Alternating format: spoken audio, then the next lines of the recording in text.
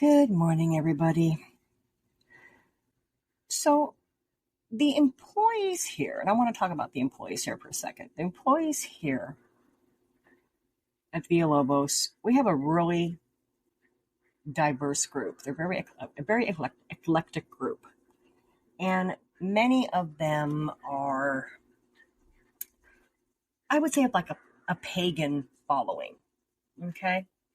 Now, to be fair, I come from a Scottish, Irish ancestry. That's all I am. I'm pretty much 50-50. I think I am 2% from somewhere where the Vikings were. I can't remember. But anyways, so as you know, especially the Scottish, there's a lot of pagan beliefs. So again, we have a small group of women here that are of the same background. And when a full moon comes around, we honor it. So we all put out our moon water, which is water, and you put water in a jar or a cup, or in my case, I have a really pretty bottle that I got off Etsy. And you fill it up with water, and you put it out for the full moon to soak up, and the water is supposed to take on some extra powers from the moon, and then the next morning you drink it. And then your wishes or your best thoughts will be fulfilled and come true. So the other night when we had a full moon and I put my moon water out, and I have to admit, I have the best spot for the moon water because I walk back through the swamp and I put mine out on a balcony that overlooks the lake. And so the moon just reflects off the lake. And one of my employees messaged me and she says, "Hey, if you could ask the moon water or the moon to give you 3 things, like what would you want? Like, think about it. What would you want?" And I responded immediately. And I said, "Oh, I don't need to think. I would want all these dogs to be gone," meaning like as in homes. Get rid of all the employees because most of y'all drive me nuts. And then I would want to become a full-time author. So she responds with, "Wow, that was quick, but damn." She says, "I just asked you what you wanted the moon to give you. You're going to need a genie for that crap." But I do like to think that my dream to become a full-time author, I don't know. Soon, I hope. Soon. I have started so many different novels, platforms, websites for my writings, and I've even talked about it here on this podcast. It's just the days are so hectic with this rescue. And unfortunately, most of it is employee problems. But it's just like, moving dogs around and paying bills and doing paperwork. And it is a lot. So when the hurricane hit and we had no power and no internet for almost a week, something came to me. And I think I may have mentioned this here before. I know I mentioned it on my YouTube channel. But I discovered a word. And again, if I'm repeating myself, please don't think I'm old. I just get busy and I forget what I say. But I recently learned a new word when I was looking up different incidents of lycanthropy, because lycanthropy is the name of my self-publishing company. And lycanthropy is a real word. It is a real, I don't want to call it a disease, not a disease. It's a real symptom of mental illness, of people who become delusional and they think that the full moon gives them some kind of power or turns them into a monster, of course, pointing towards being a werewolf. So I was looking at different incidents of lycanthropy around the world throughout history. And then my search, I just glanced and I saw this word, Cynanthropy. Cynanthropy. Cynanthropy. I said, what is that? And when I looked it up, it said it's when a human has the delusion of truly thinking that they are a canine, a dog. What? Oh my God. I want that on a t-shirt. What a great word. And I actually think I have Cynanthropy myself. I mean, come on. Those of us that have been in dog rescue forever probably have some form of it. So then I got to thinking, if I wanted to become a dog, what kind would I want to be?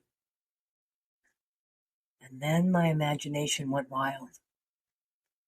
And I thought, what a great idea for my next novel that I haven't written yet. So I began writing an outline because, like I said, I had no power. I had no access to internet. So I couldn't work on my other novels because they're in my Google Drive. I couldn't access Google to get to my Google Drive. So I had to just go onto my laptop and, pull up a Word doc and start typing something. So I started working on Cynanthropy. And I just got lost in it. And I thought, okay, the first thing you're going to do is come up with your main characters. That's how I want to start this. And I decided, and by the way, if any of you decide to steal this idea, I can come after you. Even though it's not technically copyrighted, this is a true fact. I don't know if you know this, but in the day and age of the internet, now, when you type something or write something on the internet or on like in your computer, the date and timestamp is an electronic copyright. It is absolutely accepted. So I've already done that. You can't steal my idea. But I'm basing the story around the world of dog rescue. And it's 6 women, each rescuing a different type of breed. And every weekend they meet at a location in Los Angeles to do mobile adoptions. And I based my story on my life back in California. And the characters are actually, I modeled them after people I know. I changed their names a little bit, but I did base them on people I know, which helps me establish the story. So what's going to happen in my Cynanthropy storyline, and I haven't decided if that's the title, is these women get together, and I don't want to give you too much. I don't want to give you too much yet. But these women get together every weekend and do what we do in rescue. Complain about adopters, complain about people dumping their dogs, talk about how much they love their dogs more than people, how they're broke, the whole bit. And something tragic is going to happen. And I already know what I've decided. Something tragic is going to happen within this group of women. And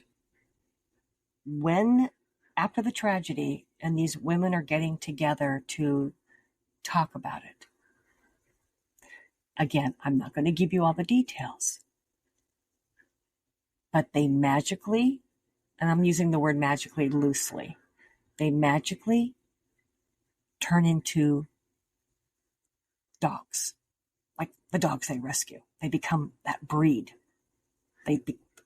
But here's the thing. When they look in the mirror at themselves in a dog form, they don't see themselves as a dog.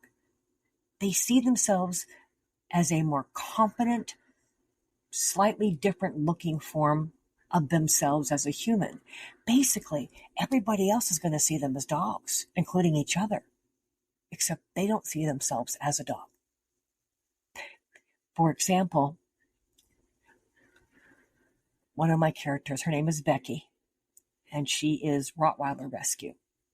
She's 50 years old. She's very insecure, very meek and insecure, despite rescuing Rottweilers. Get the contrast there? Her husband dumped her for a younger woman, and she works as a bookkeeper in a very depressing office environment.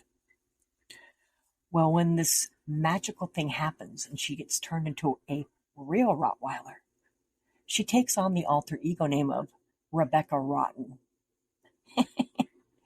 And she suddenly becomes a famous, hot, sexy female wrestler. Come on, with a name like Rebecca Rotten.